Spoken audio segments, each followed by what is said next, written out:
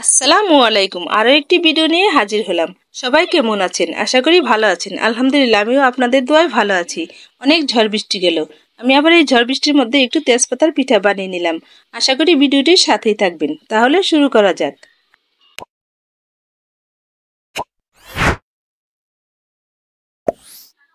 প্রথমে আমি আধা কাপ আতপ চাল নিয়েছি। আতপ চালটা পানি দিয়ে ভিজিয়ে রেখে দিব প্রায় 1 ঘন্টা।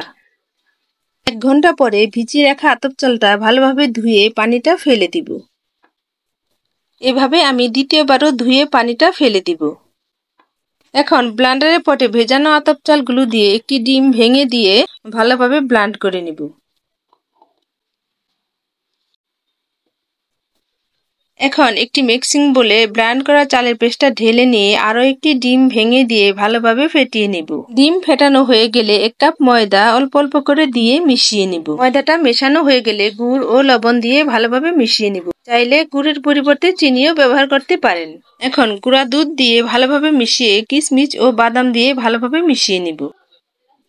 এই রেসিপির আসল উপকরণ হলো তেজপাতা, তো আমি কিছু তেজপাতা নিয়ে নিলাম। আগে থেকে কড়াইয়ে তেল দিয়ে গরম করে নিয়েছি। এখন একটি তেজপাতা নিয়ে মিশ্রণে ডুবিয়ে গরম তেলে ছেড়ে দিব।